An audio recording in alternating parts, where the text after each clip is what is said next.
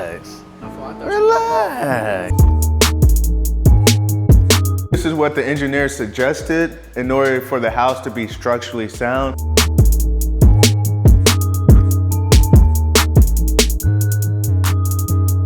This is going to allow for an open concept home.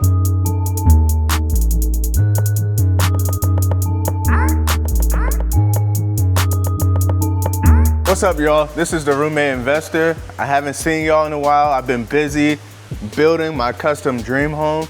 Today, we're going to do another walkthrough. We're going to talk about some of the do's, don'ts, some of the issues I run into, and some of the custom features I decided to go with. This sounds like something you're interested in.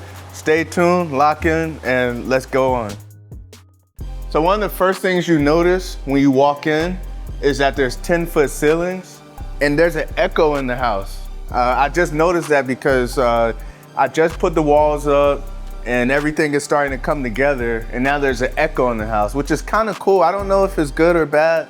I don't know if that's going to be a problem in the future, but for now, I never lived in a house where there was an echo. So that's something that's cool.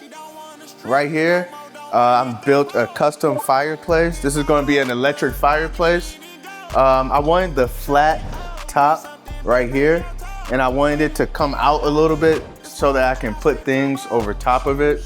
So normally when I build these type of fireplaces, usually I just have one wall coming all the way down to the fireplace. But I saw some designs online and I just felt like it was better to have it like this. I usually like my things nice and square. I don't really like round, I like nice and squared. And then this is gonna be an electric fireplace right here. One thing you're gonna notice as we're walking through the house is I have these Ethernet cables coming out the house. So I ran Ethernet while the walls were open. I ran Ethernet to certain parts of the home. And what this is going to allow is for me to connect directly the TVs or bedrooms directly to internet. And all the Ethernet cables are routed to one central location. And basically it's going to be like a home wireless network setup. Again, something I got from YouTube. I just wanted to make sure because I had problems before with connectivity and things like that. So while the walls were open, I was able to run Ethernet cables. And also what I'm going to do is, this is going to be a project for me. So I'm going to learn how to cut the cables, how to connect the pieces properly, and all of that. So it's just, you know, sometimes I like to do fun little home projects. And so that's just going to be one of the projects I get to eventually. Probably will have to use Wi-Fi on the TVs until I get there. This is also one of my favorite custom designs. This is a cedar ceiling, cedar plank ceiling. Sometimes people call it a drop ceiling, but it's a great feature to add in a home. The only problem with this is it's very, very, very expensive. So it only cost me about $400, $450 for installation. But just for this little piece of cedar, this little square, the material was $1,100. $1,100. It looks really nice, but this is a custom feature and this is real cedar wood. Maybe there's something that you can buy that looks like cedar and that's not actually cedar. When I built a sauna, I actually had to use this type of material before, so I knew it would be expensive, but still $1,100 I really did not want to pay. So right here, we're in the middle of the kitchen and we're in the pantry closet. If you come into the pantry, you're gonna see this plumbing pipe in the pantry. And this is for the Ethernet cables from the bedrooms upstairs. This pipe goes all the way to the attic. And so what we're going to do is we're going to run Ethernet because the central panel is right here. The central panel is right here in this closet. So what we're going to do is we're going to run the Ethernet cables in the attic. And from the attic, it's going to go to each bedroom upstairs. And then we're going to bring the cables through here and connect it through the central panel down here. The benefit of having this pipe is that you can easily interchange an Ethernet cable if something goes wrong or something goes bad, because they're going to be labeled bedroom 1, 2, 3, or 4. So if bedroom 1 Ethernet cable goes bad, instead of having to open up the walls, what we can do is go to the attic, pull Ethernet cable 1 through the pipe, back up, and then we can push a new Ethernet cable 1 through the pipe back downstairs. This is an easy way to do it because without doing this, if the Ethernet cables were connected straight through the framing and you had to run holes through the framing like you do electrical, if something goes wrong, it's already stuck inside the wall and you have to open the wall in order to figure out, where the Ethernet cable is, where to pull it, and things like that. So now we're going to talk about this beam, the famous question, why? Honestly, the house was already solid and structurally sound without this because we didn't put this in until like 3-4 weeks after the house was already built and standing up.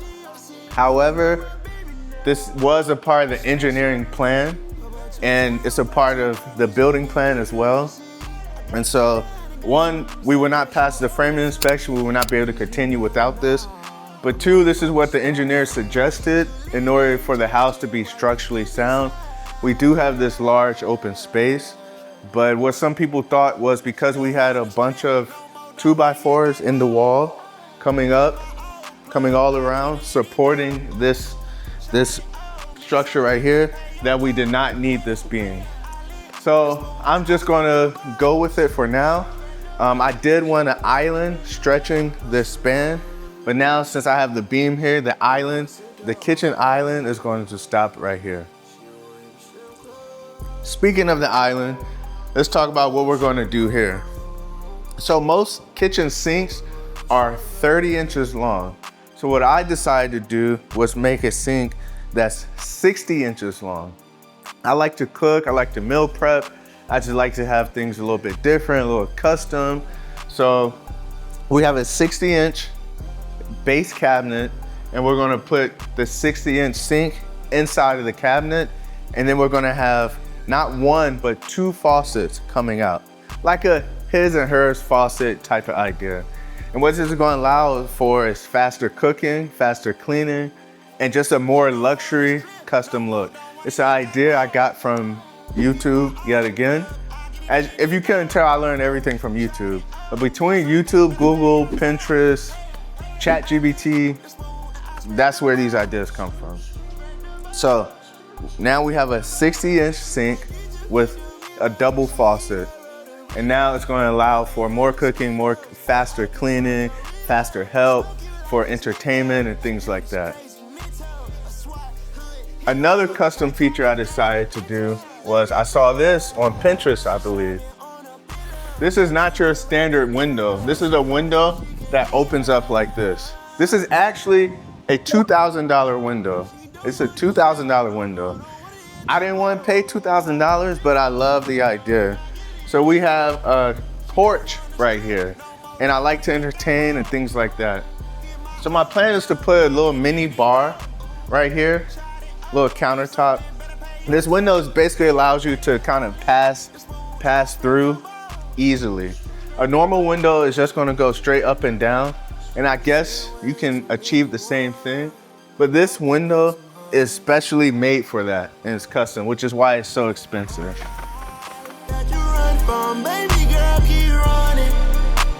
Okay, so now we're leaving the main living area, which actually is not that big. We literally just walked through the living room, dining room, and kitchen, and it was just one little space.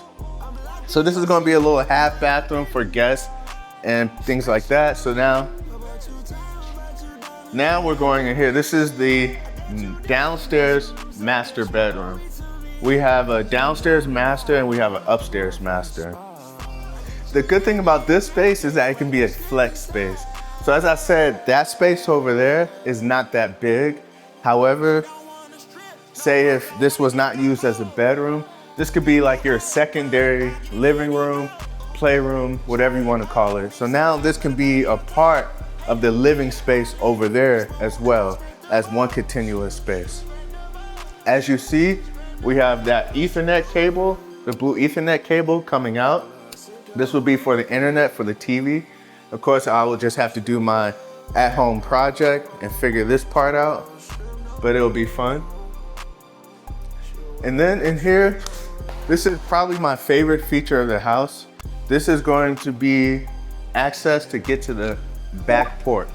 So not only is there access to get to the back porch from the kitchen living room main area, but you also have your access right here. I'm a big fan of indoor outdoor living, so I made this custom porch specifically for that. Right here, we're gonna have a custom master closet. The theme of the house is gonna be more white and gold. And I don't know if you've noticed, but right now, everything is white. I just wanted to start with a blank canvas until I get more ideas in order to, how I really, truly want to design. So I figure I'll just start with a blank canvas first, and then from there, I'll go with accent walls and different things like that. For now, this is gonna be a custom closet coming all the way around with shelves and poles. I took a few ideas from Pinterest and YouTube, and I kind of mixed them together and put them together and made one custom idea that I liked myself. So this is the master bathroom. And the key element in this bathroom is all of these jets that the shower will have. We're going to do a niche back here on the back wall. As you see, there's more jets right here, and in the ceiling. Another key feature to this bathroom is that we're going to have a double door that opens like this. And the glass is going to be at least 7 foot high. I'm currently getting quotes for a glass that's 8 foot and 9 foot high. Right now for the 7 foot high glass, we're looking at about $1,500 for material. And it'll be custom built. Just find a company online. The company I'm using, they're called Fab Mirror Glass or Fab Glass Mirror. Now we're going upstairs. The first thing you're going to notice is there's no railing and that it's open right here. This is going to allow for an open concept home as much as possible while still keeping space upstairs. So this part is open, and we're going to have custom railing coming down here and coming down here. I'm still trying to decide what kind of railing I want to do. Right now, the quote I have just for material is about $4,000, which is a lot just for railing. And so I'm trying to decide if I want to use that material. I like the black metal railing with the black metal rails, or the black up top with the cable railing in the middle. So between those two systems is what I have to decide, but I like it because it's still open and you're not closed off. Like the upstairs coming down, you're not closed off. Thinking about doing a design right here with the wood slats and maybe a little light mirror, a mirror that has a light right here. So if you're coming down the stairs, you can kind of look at yourself and then you can leave. And then it's just like a cool feature to have. It's something I've done before in other properties, or I maybe could do that design over here near the front door. It's just something to think about in the future. So now we're in the upstairs bedrooms. All the bedrooms, there's another echo. All the bedrooms are pretty large. One thing I wanted to show you all, and one little tip that you can do, is that you can insulate your interior walls as well. Not only your exterior walls, which is a requirement, but you can insulate interior walls. And what this is going to do is help for noise between bedrooms, between bathrooms and bedrooms, hallways and bedrooms, and things like that. So I insulated this wall because there's another bedroom right here. I also insulated this wall for noise, for coming up the hallway and things like that. I insulate interior walls for the bedrooms.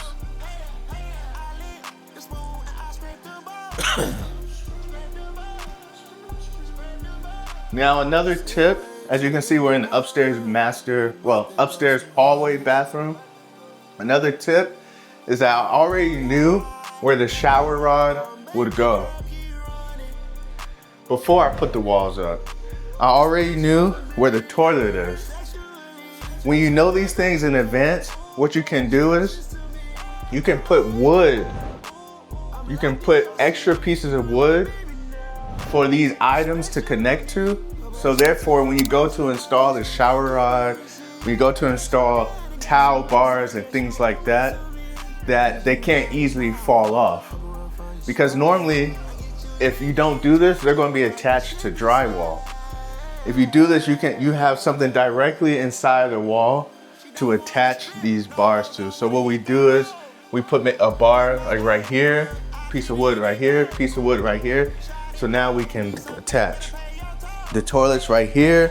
I know maybe the toilet holder will be here maybe, or here. So I attach a piece of wood right here for the toilet holder to connect to. And I do the same thing for a towel rack as well. I just have to think, if I was using this bathroom, where would I want the towel rack? Where would I want it? So say if I chose to put it right here, because you get out the shower, you come here, so then I attach a piece of wood right here. What you want to do is take videos before the walls are closed up, so you already know where these items are. If you don't, you can use maybe a stud finder, or you can knock on different parts of the wall and you're gonna know like where the wood is, but nobody wants to do that. The best way is just take a video. And we're just about to get to the trim. We're in the process, we're about to install trim. What I would like to do is use at least 4-inch trim, and that bigger trim gives you that more modern look. What I'm also looking to do is make sure that the trim and the floor just comes together and they're flush, and I don't need quarter round. Usually houses will have your flooring, they will have the trim, and they will have this little piece covering where the flooring and trim connect. I'm trying to avoid putting that little piece, because without that piece, you get a really nice, modern, sleek design. So that's what I'm looking into right now. One nice thing to have is a recessed dryer vent. And what this allows for, most dryer vents sit right here on the inside of the wall. Sit on the outside of the wall like this. When you connect the hose, now you can see the hose, and it gets sloppy back here. So with this recessed dryer vent, that hose is going to be connected inside the wall basically. And now with this stackable washer and dryer, you are able to put it flush against the wall, and it's nice, easy. You don't have any hose hanging out. You can do this in any property, any design. We're just gonna have a little sink here as well. It's part of the design. So upstairs there's 4 bedrooms. We already showed you the master bedroom downstairs. This is the master bedroom upstairs. This is the chase for the HVAC.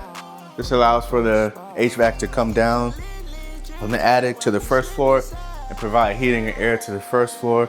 This is going to be your standard master bedroom with nicer closet, and then they're going to have their own private bathroom.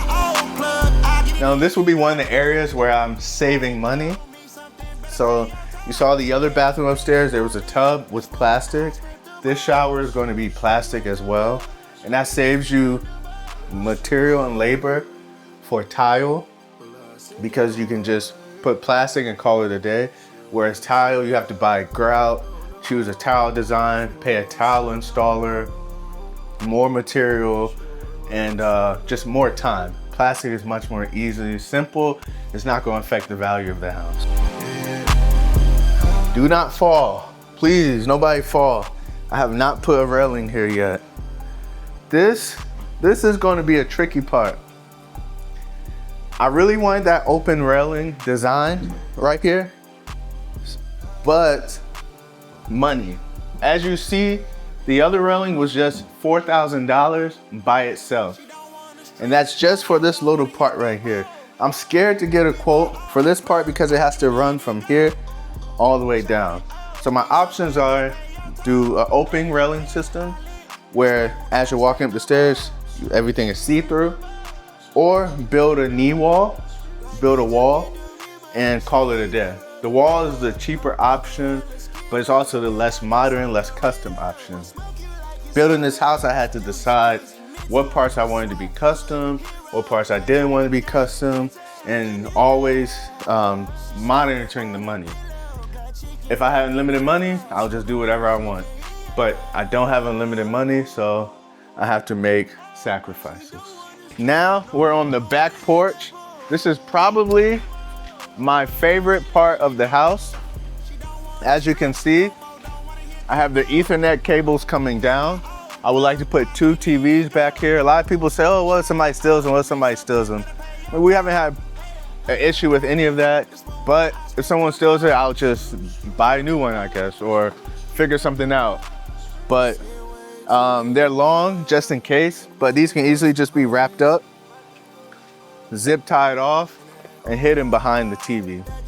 I have outlets, and I also have space to put 4, I'm just gonna call it devices for now, in the ceiling. 1, 2, 3, 4. So these can be ceiling fans, I could have lights, I could do what I want. But this is the master bedroom that I showed you all earlier that comes straight on the back porch. That's the video, this is the house. If you have any questions, comments, concerns, please let me know what you think. If you have any ideas that I can implement before finishing the house, I would love to hear them. I'm always open to ideas. I love walking through the house at least once a day if I can, and just looking around with no plan, just to see if something comes to my head.